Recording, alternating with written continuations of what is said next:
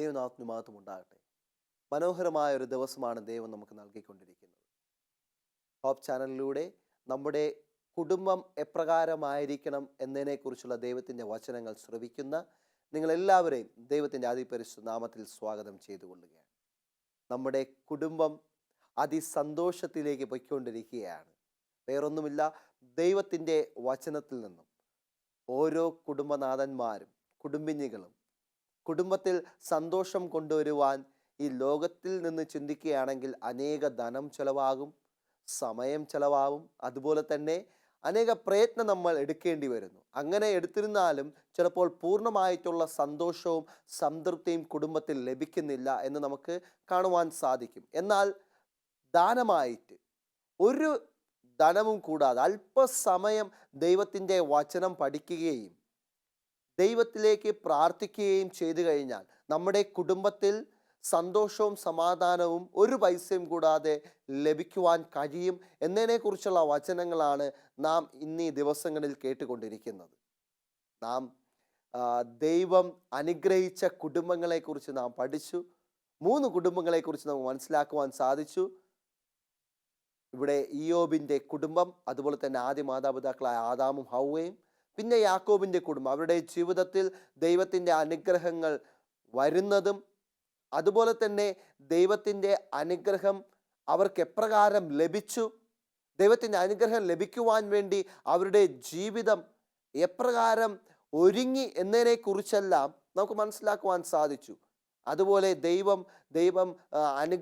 ദൈവത്തിൻ്റെ അനുഗ്രഹം അവരുടെ ജീവിതത്തിൽ എത്തുമ്പോൾ അവർ ഒരുങ്ങാതിരുന്നത് കൊണ്ട് അവർക്ക് ശാപമായി തീർന്നു എന്നതിനെക്കുറിച്ച്. ദൈവത്തിൻ്റെ അനുഗ്രഹം എപ്പോഴും, ദൈവം ഒരിക്കലും ശാപം നൽകില്ല, ദൈവത്തിൻ്റെ അനുഗ്രഹം നൽകിക്കൊണ്ടിരിക്കുകയാണ്.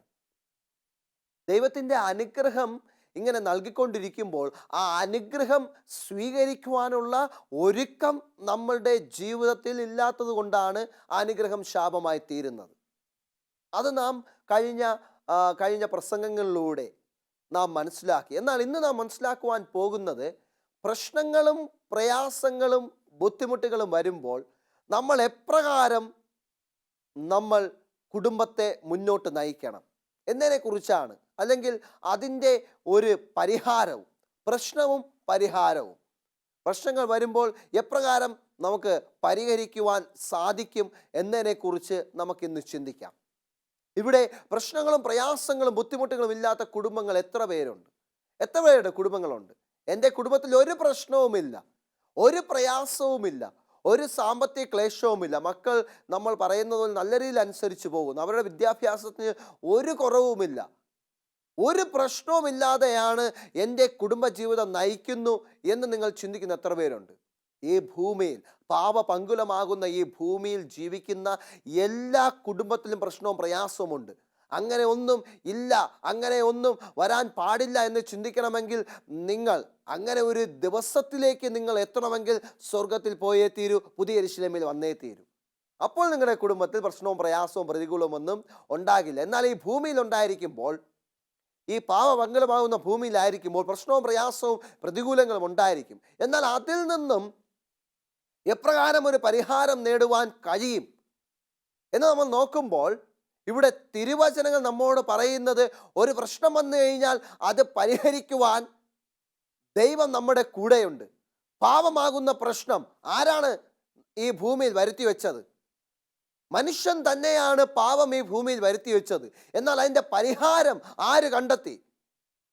പിതാവായ ദൈവം, പുത്രനായ ദൈവം, പരിശുദ്ധാത്മാവായ ദൈവം കണ്ടെത്തി. നമ്മുടെ പാപങ്ങൾ കാരണം പ്രശ്നങ്ങൾ വരുമ്പോൾ അതിൻ്റെ പരിഹാരം കർത്താവായ യേശു ക്രിസ്തു കണ്ടെത്തുന്നുണ്ട്.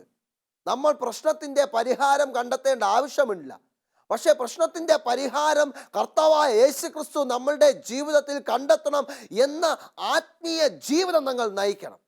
ഒരു പ്രശ്നത്തിന് എന്തു പരിഹാരം വരും എന്ന് നിങ്ങൾ കുത്തിയിരുന്ന് ചിന്തിക്കേണ്ട ഒരാവശ്യവുമില്ല.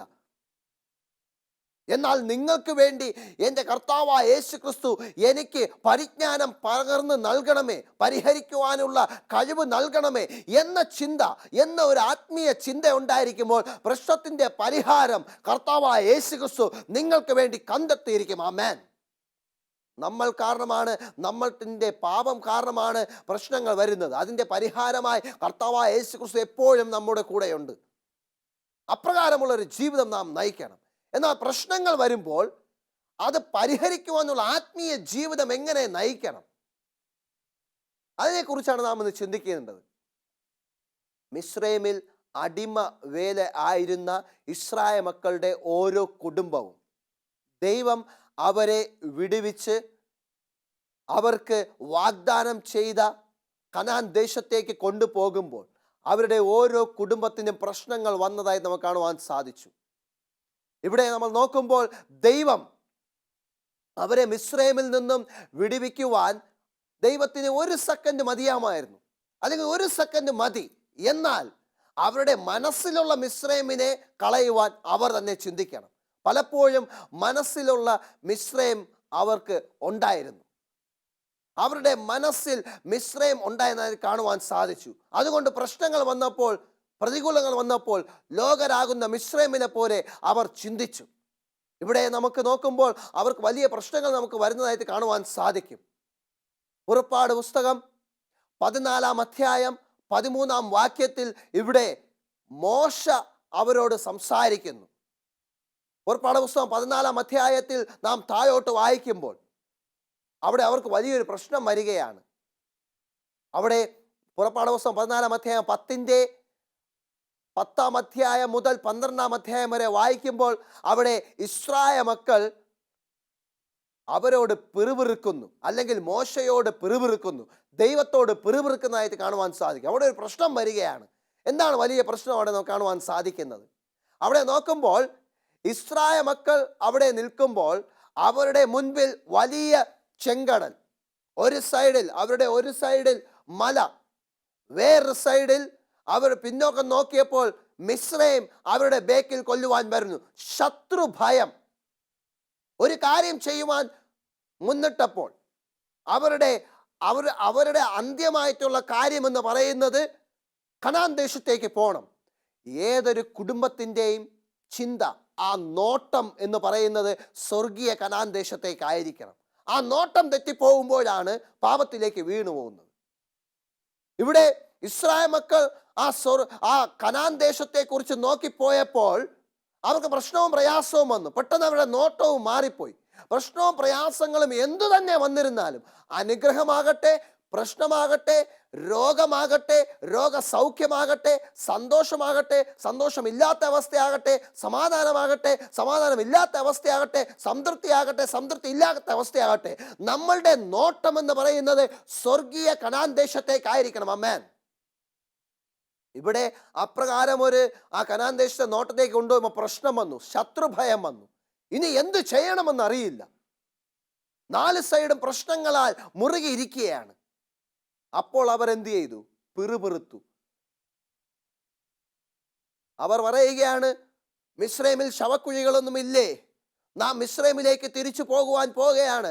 അവരുടെ കാൽക്കൽ വീണിട്ട് പറയുകയാണ്, എന്നെ മിസ്രൈമിൽ കൊണ്ടുപോ, ഇവിടെ കൊന്നുകളയേണ്ട എന്ന് പിറുപിറുക്കുന്ന ഇസ്രായേൽ മക്കളെ കുറിച്ച് പറയുന്നു. ഇതുപോലെ നമ്മൾ ഓരോ പ്രശ്നത്തിലേക്ക് നമ്മൾ പോകുമ്പോൾ, നമ്മൾ ഓരോ പ്രശ്നത്തിലേക്ക് ചെന്നെത്തുമ്പോൾ, സ്വർഗീയ യാത്ര തിരിച്ച നമുക്ക് പ്രശ്നങ്ങളും പ്രയാസങ്ങളും വരുമ്പോൾ നാം പലപ്പോഴും ചിന്തിക്കുന്നത് ലോകത്തിൻ്റെ മോഹത്തിൽ നമ്മൾ അടിയറ വയ്ക്കുക. യഹോവയോട് പിറുപിറുക്കുന്ന അവസ്ഥ വരുന്നു. പ്രശ്നങ്ങൾ വരുമ്പോൾ പരിഹാരം ഇവിടെ യഹോവ കണ്ടിരിക്കുകയാണ്. യഹോവ നേരത്തെ കണ്ട പരിഹാരമാണ് മോശയുടെ കയ്യിലുള്ള വടി ആ ചെങ്കടലിലേക്ക് നീട്ടുക.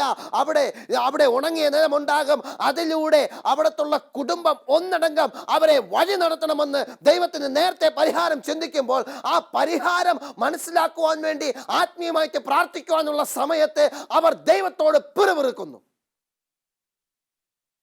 അവർ കുടുംബമായി വന്ന് നിന്ന് അവർ മക്കളെയും ഭാര്യയും ഇന്നെ കൂട്ടിച്ചേർത്ത് കുടുംബസ്ഥ വന്ന് പറയുകയാണ്, മോശേ, എൻ്റെ ഭാര്യയും എൻ്റെ മക്കളും ഇതാ നിൽക്കുന്നു, ഇവരെ ഇവിടെ വന്ന് കൊല്ലുവാനാണോ നീ യഹോവയോട് പ്രാർത്ഥിച്ചെന്നെ ഇവിടെ കൊണ്ട് വന്നിരിക്കുന്നത് എന്ന് ചോദിക്കുകയാണ്. ഇന്ന് അപ്രകാരമാണ് ചെയ്യുന്നത്. പ്രശ്നങ്ങളും പ്രയാസങ്ങളും വരുമ്പോൾ മക്കളെയും ഭാര്യയും കൂട്ടുപിടിച്ച്, മക്കളെയും ഭാര്യയും ചേർത്ത് പിടിച്ചുകൊണ്ട് ലോകമോഹ സുഖങ്ങളിലേക്ക് ആയിപ്പോകുന്നു. പ്രശ്നവും പ്രയാസവും വരുമ്പോൾ അവിടെ എന്താണ് ചെയ്യേണ്ടത്?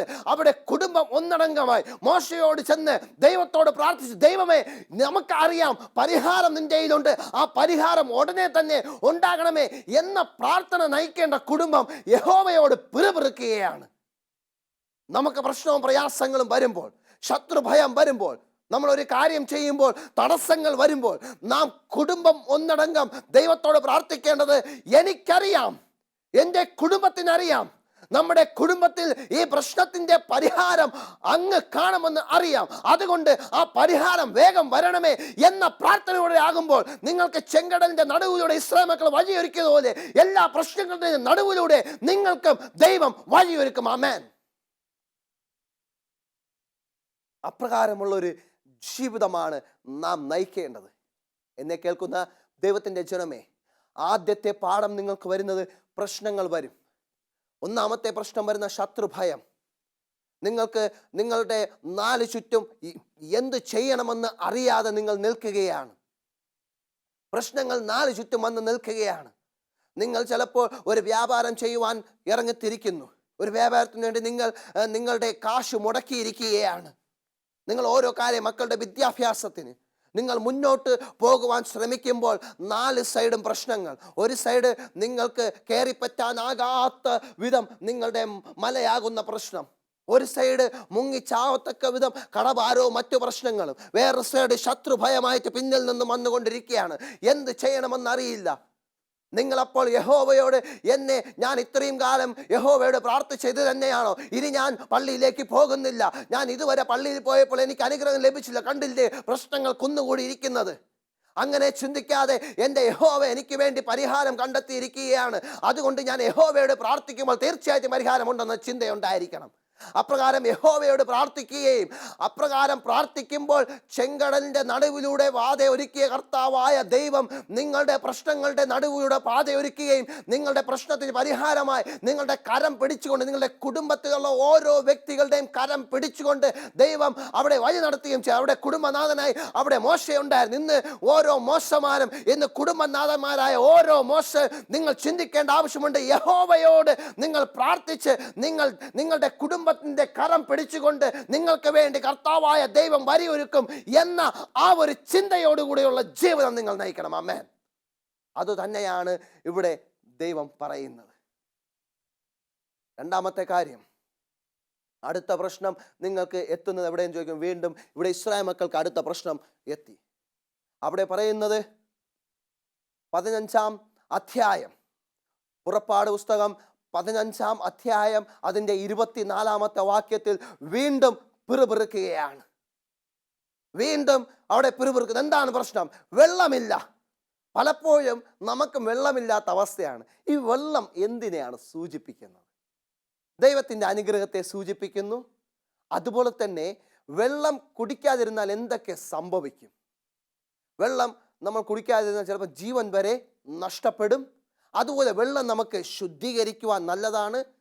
പിന്നെ ഒരു കാര്യവും കൂടെയുണ്ട്, വെള്ളം രോഗസൗഖ്യത്തിന് നല്ലതാണ്. വാട്ടർ ട്രീറ്റ്മെൻറ്റ് കേട്ടിട്ടില്ലേ? വെള്ളം കൊണ്ടുള്ള ശുശ്രൂഷയെ, വൈദ്യ ശുശ്രൂഷയെക്കുറിച്ച് നിങ്ങൾ കേട്ടിട്ടില്ലേ? നമുക്ക് രോഗസൗഖ്യത്തിന് നല്ലതാണ്. ഇവിടെ വെള്ളത്തിൽ പ്രശ്നം വന്നപ്പോൾ പിറുപിറുക്കുകയാണ്. ഇവിടെ യഹോവയോടും മോശയോടും പിറുപിറുക്കുകയാണ്. അല്ലയോ, നീ എന്നെ മിസ്രൈമിൽ നിന്നും ഇവിടെ കൊണ്ടുവന്നത് ഇതിനാണോ? വെള്ളം കിട്ടാതെ നമ്മൾ ചാവുവാൻ വേണ്ടിയാണോ? നമുക്ക് നമ്മളെ തന്നെ ശുദ്ധീകരിക്കുവാൻ വെള്ളമില്ല, നമുക്ക് കുടിക്കുവാൻ വെള്ളമില്ല, നമുക്ക് ഒന്നിനും വെള്ളമില്ല. നീ എന്നെ ഇവിടെ കൊണ്ടുവന്നത് എന്നെ കൊല്ലുവാൻ വേണ്ടിയാണ്. ഞാൻ മിസ്രൈമിലായിരുന്നപ്പോൾ അവർ വല്ലപ്പോഴേക്കെങ്കിലും വീഞ്ഞെങ്കിലും തരുമായിരുന്നു. ഇവിടെ ഒന്നിനും വെള്ളമില്ല എന്ന് പറയുകയാണ്. വെള്ളമില്ലാത്ത അവസ്ഥ നമ്മുടെ ഇടയിൽ ചിലപ്പോൾ വരും. ഈ വെള്ളം ഞാൻ നേരത്തെ പറഞ്ഞതുപോലെ രോഗസൗഖ്യത്തിന് ഉപയോഗിക്കുന്നതാണ്. നമുക്കിതിനെ ഈ രീതിയിലൂടെ കാണാം. നമുക്ക് രോഗങ്ങൾ വരുമ്പോൾ, നമ്മുടെ കുടുംബത്തിന് രോഗം വരുമ്പോൾ, ആ രോഗശമനത്തിന് വേണ്ടി നാം ദൈവത്തോട് പ്രാർത്ഥിക്കുന്നുണ്ടോ? ഒരു രോഗം വരുമ്പോൾ എന്ത് ചെയ്യും? ഉടനെ തന്നെ എടുത്തുകൊണ്ട് നല്ലൊരു ആശുപത്രിയിൽ പോയി അവിടെ അധികമായിട്ടുള്ള പൈസ ചെലവാക്കും. അപ്പോൾ രോഗസൗഖ്യം ലഭിക്കാതിരുന്നു കഴിഞ്ഞാൽ എന്തു ചെയ്യും? വളരെയധികം ബുദ്ധിമുട്ടുണ്ടാകും. ദൈവത്തോട് ചിലപ്പോൾ പിറുപിറുക്കും. ഞാൻ ദശാംശം കൊടുക്കുന്നു, സ്തോത്ര വഴിപാടുകൾ കൊടുക്കുന്നു, ഞാൻ പള്ളിയിൽ പോകുന്നു, ഞാൻ പ്രാർത്ഥിക്കുന്നു, എനിക്ക് രോഗം വന്നപ്പോൾ രോഗത്തിൽ നിന്നും ഒരു ശമനവും ലഭിക്കുന്നില്ല എന്ന ഒരു പ്രാർത്ഥന, ഒരു പിറുപിറുപ്പ് നിങ്ങൾക്കുണ്ടായിരിക്കും. രോഗം വരുമ്പോൾ രോഗസൗഖ്യമാകുന്ന ജലം നിങ്ങൾക്ക് ലഭിക്കണമെങ്കിൽ നിങ്ങൾ ചിന്തിക്കുക, എനിക്കൊരു രോഗം വന്നിട്ടുണ്ടെങ്കിൽ ആ രോഗം മാറ്റുവാനുള്ള പരിഹാരമാകുന്ന ജീവന്റെ ജലം കർത്താവായ യേശു ക്രിസ്തു മുന്നമേ എനിക്ക് തന്നിരിക്കുകയാണ്. അതെന്റെ ജീവിതത്തിൽ വരുവാനുള്ള പ്രാർത്ഥന നിങ്ങളുടെ ഇടയിൽ ഉണ്ടായിരിക്കണം. നിങ്ങൾക്ക് രോഗം വന്നിട്ടുണ്ടെങ്കിൽ നിങ്ങളുടെ പാപം കാരണമാണ്. നിങ്ങൾക്ക് രോഗം വന്നിട്ടുണ്ടെങ്കിൽ പാപ പങ്കുമാകുന്ന ജീവിതത്തിൽ നമ്മൾ നയിച്ചത് കൊണ്ടാണ്, നിങ്ങളുടെ ആഹാര രീതി കൊണ്ടാണ്, നിങ്ങളുടെ വസ്ത്ര രീതി കൊണ്ടാണ്, നിങ്ങളുടെ ജീവിത രീതി കൊണ്ടാണ് നിങ്ങൾക്ക് രോഗം വരുന്നത്. പാപം കൊണ്ടാണ് രോഗം വരുന്നത്. പൂർവികന്മാരുടെ പാപം കൊണ്ടാണ് രോഗം വരുന്നത്. ആ രോഗം നിങ്ങൾക്ക് എന്ത് മാരകമായിട്ടുള്ള രോഗമായിക്കോട്ടെ, നിങ്ങൾ വളരെയധികം ആത്മീയമായിട്ട് പ്രാർത്ഥിച്ച് ദൈവത്തിന്റെ ജീവന്റെ ജലത്തിന് വേണ്ടി നിങ്ങൾ പിറുപിറുക്കാതെ നിങ്ങൾ പ്രാർത്ഥിക്കുകയാണെങ്കിൽ പരിഹാരമായിട്ട് ജലം നിങ്ങളുടെ ജീവിതത്തിൽ വരും. ആമേൻ. ആ ഒരു നിശ്ചയം നിങ്ങളുടെ ജീവിതത്തിൽ ഉണ്ടായിരിക്കണം. ആദ്യം പ്രശ്നവും പ്രയാസവും ശത്രുഭയവും പരാജയങ്ങളും ആകുന്ന ചെങ്കടൽ പുറകിൽ ഭടന്മാർ, ഒരു സൈഡിൽ മല നിങ്ങളുടെ മുൻപിൽ വരുമ്പോൾ ദൈവത്തോട് പ്രാർത്ഥിക്കുക പിറുപിറുക്കാതെ. രണ്ടാമത് രോഗങ്ങൾ, ദാഹം അവിടെ വരികയാണ്. രോഗങ്ങൾ മാറുന്ന ദാഹം, വ്യാധികൾ മാറേണ്ട ദാഹം നിങ്ങൾക്ക് വരുമ്പോൾ നിങ്ങൾ ദൈവത്തോട് പിറുപിറുക്കാതെ പ്രാർത്ഥിക്കുക. നിങ്ങൾക്ക് വേണ്ടി മാറയെ മധുരമാക്കിയ ജലം നിങ്ങൾക്ക് വരും. മാറയാകുന്ന പ്രയാസങ്ങളും പ്രതികൂലങ്ങളും രോഗങ്ങളും വരുമ്പോൾ അതിനെ മധുരമാക്കുന്ന ജീവന്റെ ജലം നിങ്ങൾക്ക് വേണ്ടി കർത്താവായ യേശു ക്രിസ്തുവായി ഒഴുകിക്കൊണ്ടിരിക്കുമ്പോൾ ആ യേശു ക്രിസ്തുവിൻ്റെ അനുഗ്രഹത്തിനായി നിങ്ങൾ പ്രാർത്ഥിക്കാതെ യഹോവയ്ക്കരുതേ പിറുപിറുക്കുകയും പ്രാർത്ഥനാ ജീവിതം നയിക്കാതിരുന്നു കഴിഞ്ഞാൽ ഇവിടെ ഇസ്രായേൽ മക്കളെ ദൈവം നശിപ്പിച്ചതുപോലെ നിങ്ങളെ നശിപ്പിക്കും. മറിച്ച് നിങ്ങൾ ജീവന്റെ ജലമാകുന്ന കർത്താവായ യേശു ക്രിസ്തു നിങ്ങളുടെ ജീവിതത്തിൽ വരും എന്ന പ്രാർത്ഥന ജീവിതം നിങ്ങൾ നയിക്കുകയാണെങ്കിൽ തീർച്ചയായിട്ടും എന്ത് പ്രയാസവും പ്രതികൂലങ്ങളും രോഗങ്ങളും വരുമ്പോൾ മാറയായിട്ട് നിങ്ങൾ നിൽക്കുമ്പോൾ അതിന് മധുരമായിട്ടുള്ള അനുഗ്രഹം നിങ്ങളുടെ ആത്മീയ ജീവിതത്തിലൂടെ കൊണ്ടുവരും. ആമേൻ. അത് തന്നെയാണ് നിങ്ങളുടെ ജീവിതത്തിൽ വേണ്ടത്. ഇവിടെ മൂന്നാമത്തെ കാര്യം പറയുന്നത് പുറപ്പാട് പുസ്തകം 16-ാം അധ്യായം അതിൻ്റെ 3-ാമത്തെ വാക്യത്തിൽ അവർ ആഹാരത്തിന് വേണ്ടി അവർ കരയുകയാണ്. ഇവിടെ ആഹാരം സൂചിപ്പിക്കുന്നത് ആഹാരത്തിൻ്റെ ആഗ്രഹം, വിശപ്പ്, അവർക്ക് ജീവിക്കുവാനുള്ള വിശപ്പ്. ഇന്ന് നമുക്ക് ജീവിക്കുവാനുള്ള വിശപ്പ്, ആഹാരം, നമ്മുടെ ഓരോ ആവശ്യങ്ങൾ നേടുവാൻ വേണ്ടി നമ്മൾ പലപ്പോഴും പിറുപിറുക്കും. എനിക്ക് നല്ലൊരു വീടില്ല, എനിക്ക് നന്നായിട്ട് ആഹാരം കഴിക്കുവാൻ കഴിയുന്നില്ല, ആവശ്യങ്ങൾ, എൻ്റെ മക്കളെ നല്ല രീതിയിൽ പഠിപ്പിക്കുവാൻ കഴിയുന്നില്ല, എനിക്ക് നല്ല ഒരു കുടുംബ ചുറ്റുപാടില്ല എന്നെല്ലാം നമ്മൾ പിറുപിറുക്കുന്ന അവസ്ഥ. എന്നാൽ അവരങ്ങനെ പിറുപിറുത്ത അവസ്ഥയിൽ, ആഹാരമില്ല എന്ന് പിറുപിറുത്ത അവസ്ഥയിൽ സ്വർഗത്തിൽ നിന്നും മന്ന ഇറക്കി കൊടുത്തു.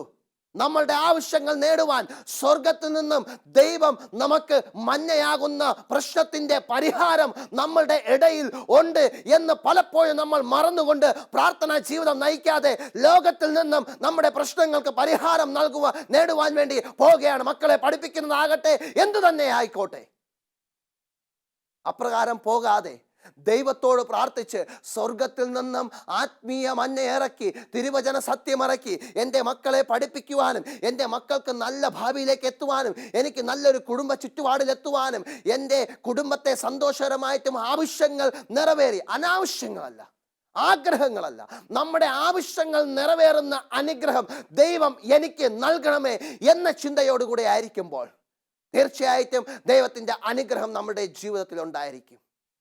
എന്നെ കേൾക്കുന്ന ദൈവത്തിൻ്റെ ജനമേ, ഇന്ന് ദൈവം നിങ്ങളോട് ആഹ്വാനം ചെയ്യുകയാണ്. ദൈവം നിങ്ങളോട് സൂചിപ്പിക്കുകയാണ്, നിങ്ങളുടെ പിറുപിറുപ്പ് നിങ്ങൾ മാറ്റുക. പ്രശ്നങ്ങളും പ്രയാസങ്ങളും വരും. പ്രശ്നങ്ങൾ അത് സാമ്പത്തിക ക്ലേശങ്ങളായിട്ട്, രോഗങ്ങളായിട്ട്, ദുഃഖങ്ങളായിട്ട്, പ്രയാസങ്ങളായിട്ട് നിങ്ങളുടെ ജീവിതത്തിൽ വരും. അപ്രകാരം ജീവിതത്തിൽ വരുമ്പോൾ നിങ്ങൾ ചിന്തിക്കേണ്ട ഒരു ആവശ്യമുണ്ട്. ഒരു പ്രശ്നം നമ്മളുടെ ഇടയിലുണ്ടെങ്കിൽ അത് പരിഹരിക്കുവാൻ നമുക്കാർക്കും കഴിയില്ല, കർത്താവായ യേശു ക്രിസ്തുവിന് മാത്രമേ കഴിയത്തുള്ളൂ. ആ പരിഹാരകന് വേണ്ടി പ്രാർത്ഥിക്കുക. എൻ്റെ പ്രശ്നത്തിൻ്റെ പരിഹാരം എന്താണ്, എൻ്റെ പ്രശ്നത്തിൻ്റെ പരിഹാരം എനിക്ക് കാണണം എന്ന് പ്രാർത്ഥിക്കാതെ എൻ്റെ പ്രശ്നത്തിനെ പരിഹരിക്കുവാനുള്ള പരിഹാരകൻ എൻ്റെ കുടുംബത്തിൽ വരണം എന്ന പ്രാർത്ഥന നിങ്ങളുടെ ജീവിതത്തിൽ ഉണ്ടായിരിക്കണം. എന്റെ പ്രശ്നത്തിന് പരിഹാരമില്ലേ എന്ന് പറഞ്ഞ് കരയാതെ, എന്റെ പ്രശ്നത്തിന് പരിഹരിക്കുവാനുള്ള പരിഹാരകൻ എന്റെ കുടുംബത്തിലില്ലേ എന്ന് കരഞ്ഞ് പ്രാർത്ഥിക്കുക.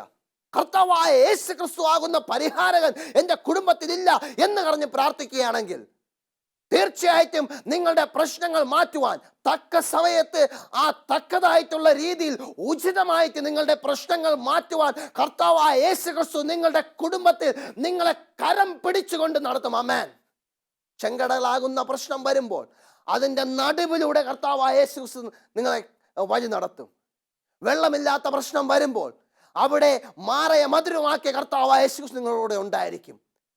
വിശപ്പിന്റെ അവസ്ഥ വരുമ്പോൾ, ഈ ലോകത്തിന്റെ ആവശ്യങ്ങളാകുന്ന വിശപ്പിന്റെ അവസ്ഥ വരുമ്പോൾ സ്വർഗത്തിൽ നിന്നുള്ള അനുഗ്രഹം, ആവശ്യങ്ങൾ നിങ്ങൾക്ക് മന്നയെ പോലെ നൽകും. അതാണ് ദൈവത്തിന്റെ വാഗ്ദാനം. എന്നെ കേൾക്കുന്ന ദൈവത്തിന്റെ ജനമേ, ലോകരെ പോലെ ചിന്തിക്കുകയാണെങ്കിൽ ലോകർ നശിക്കുന്നത് പോലെ നാമും നശിക്കേണ്ടി വരും. ലോകരെ പോലെ നമ്മൾ കുടുംബജീവിതം നയിക്കുകയാണെങ്കിൽ ഈ ലോകം നശിക്കുന്നത് പോലെ നാമും നശിക്കേണ്ടി വരും. നാം ചിന്തിക്കേണ്ട ഒരു ആവശ്യമുണ്ട്. പ്രശ്നങ്ങൾ അത് നീതിമാന്മാർക്കും ദുഷ്ടന്മാർക്കും എല്ലാം വരും. എന്നാൽ പ്രശ്നത്തിൻ്റെ പരിഹാരം കണ്ടെത്തുന്ന നീതിമാൻ എപ്പോഴും പ്രശ്നത്തിൻ്റെ പരിഹാരത്തെക്കുറിച്ച് ചിന്തിക്കില്ല, പരിഹാരകനെ കുറിച്ച് ചിന്തിക്കും. കർത്താവായ യേശു ക്രിസ്തുവിനെ കുറിച്ച് നമ്മൾ ചിന്തിക്കും. ആ ചിന്തിച്ച അപ്രകാരം നാം പ്രാർത്ഥിച്ച് ജീവിക്കുകയാണെങ്കിൽ തീർച്ചയായിട്ടും ദൈവത്തിൻ്റെ പരിഹാരം നമ്മുടെ ജീവിതത്തിൽ ഉണ്ടായിരിക്കും. ആമേൻ. നമുക്ക് പ്രശ്നങ്ങളും പ്രയാസങ്ങളും കുന്നുകൂടി വരുമ്പോൾ നാം ചിന്തിക്കേണ്ട ആവശ്യം, ദൈവം നമ്മുടെ പക്കലുണ്ടോ? ദൈവം നമ്മുടെ അടുത്തുണ്ടോ? കർത്താവായ യേശു ക്രിസ്തു നമ്മുടെ അടുത്തുണ്ടോ? ഇവിടെ 3 പ്രശ്നങ്ങൾ നമ്മൾ കണ്ടു. ഇസ്രായേൽ കുടുംബങ്ങൾക്ക് 3 പ്രശ്നങ്ങൾ 3 രീതിയിലാണ് നമ്മളത് കണ്ടത്. ഒന്ന്, ശത്രുഭയം, വിജയകരമായിട്ടുള്ള ജീവിതം നയിക്കുവാൻ പറ്റുന്നില്ല, തടസ്സങ്ങൾ. ഒന്നാമത്തെ പ്രശ്നം തടസ്സങ്ങൾ, രണ്ടാമത്തെ പ്രശ്നം രോഗവും ദുഃഖവും പ്രയാസങ്ങളുമായിട്ട്, മൂന്നാമത്തെ പ്രശ്നം ആവശ്യങ്ങളായിട്ട്. ഈ 3 പ്രശ്നത്തിനും പരിഹാരങ്ങൾ വേറെയായിരുന്നു, പക്ഷേ പരിഹാരകൻ ഒന്ന് തന്നെയാണ്. നമുക്ക് പ്രശ്നങ്ങൾ വരുമ്പോൾ നമ്മൾക്കത് പരിഹരിക്കുവാനുള്ള പരിഹാരങ്ങൾ പല വഴിയിലുമായിരിക്കും, പക്ഷേ പരിഹാരകൻ ഒരാൾ മാത്രമേ ഉള്ളൂ, കർത്താവായ യേശു ക്രിസ്തു.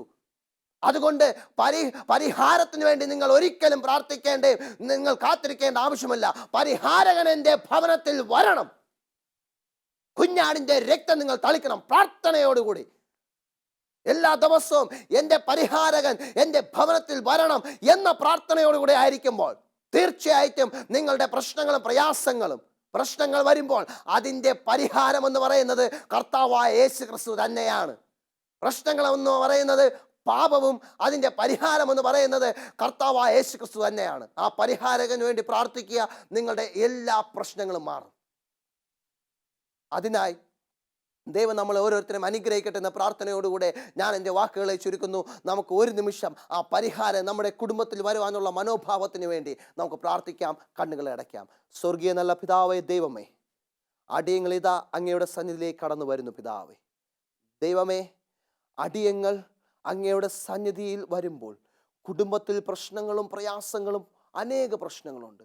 അതിൻ്റെ പരിഹാരം എന്ന വഴി നോക്കാതെ പരിഹാരകൻ വരണം എന്ന ചിന്തയോടുകൂടി ആയിരിക്കുള്ള അവസരം ഒരുക്കണം. എല്ലാം യേശു ക്രിസ്തുവിൻ നാമത്തിൽ തന്നെ. ആമേൻ.